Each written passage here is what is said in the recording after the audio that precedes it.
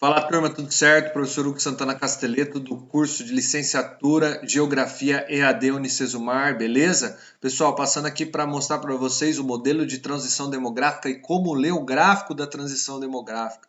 Esse gráfico aqui, como eu sempre digo para os meus alunos, é um gráfico que com certeza 100% das vezes vai aparecer nos livros didáticos de vocês, que vocês vão trabalhar de ensino médio a ensino fundamental. Sempre falo que cada livro tem uma arte diferente, claro, mas ele sempre vai aparecer e a forma como vocês têm que ler ele é a mesma, tá? A conceituação dele é a mesma, então eu tô aqui para explicar para vocês como explicar esse gráfico de transição demográfica e talvez até vocês entenderem a importância dele. Sempre lembrando que a teoria, pessoal, eu vou levar como se vocês já soubessem a teoria, então eu vou para a parte mais prática direto aqui com vocês, tá? Bom, pessoal, é importante destacar que a transição demográfica é uma teoria que é dividida em fases, né? E na teoria, por exemplo, todo país que está na quinta fase já passou pela quarta, para a terceira, pela segunda e pela primeira. Então, se um país está na terceira fase, significa que ela já passou pela segunda e já passou pela primeira.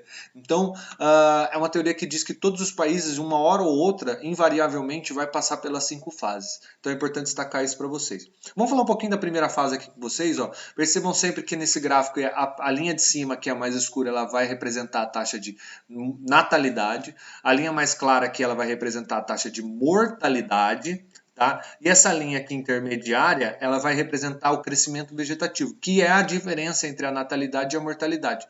Por exemplo, olha aqui, ó.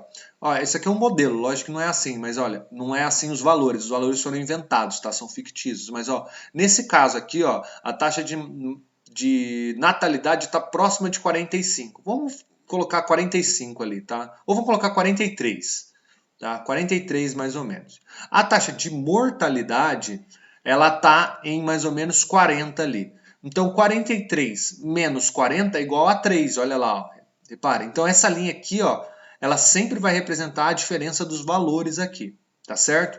A primeira fase, pessoal, é aquela fase no qual todo o país passa, que é quando ele é agrário, não tem indústria ainda no país, então a maior parte das pessoas mora no espaço rural. Por elas morarem mais no espaço rural, há uma tendência dessas pessoas terem um número elevado de filhos, por isso que a taxa de natalidade é alta. Por que o número elevado de filhos? Por uma série de fatores, não tem camisinha, não tem anticoncepcional, precisa ajudar na roça, então quanto mais filho você tem, melhor. Então você tem uma taxa de natalidade bem alta ali. Em contrapartida, pelo fato da maior parte das pessoas morarem no espaço rural, a taxa de mortalidade também ela vai ser alta. Por que ela também vai ser alta? Porque as pessoas estão afastadas do espaço urbano, elas estão longe do hospital, elas não têm acesso à vacina, remédios, né? Então há uma tendência das pessoas morrerem bastante. Então, ao mesmo tempo que você tem uma taxa de natalidade alta, você também tem uma taxa de mortalidade alta. Consequência, você tem um crescimento vegetativo baixo. Tá? Então, a primeira fase, vários países africanos passam pela primeira fase. É um país agrário ainda. Porém, ele passa para a segunda fase. Quando que isso ocorre? Quando a indústria chega na cidade.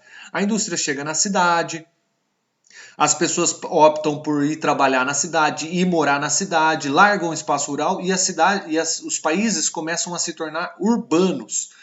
Tá? E aí, qual que é a consequência disso para a transição? A queda na mortalidade. Por que a queda na mortalidade? Porque quando essas pessoas mudam para a cidade, há uma tendência dessas pessoas terem uma melhoria na qualidade de vida, acesso ao hospital, acesso à vacina, acesso a remédio. Então há uma tendência da queda de mortalidade.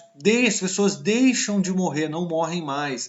Em contrapartida, aquele pensamento de ter muitos filhos ainda é muito persistente na cabeça das famílias. Então há uma manutenção da uma manutenção da taxa de natalidade ali.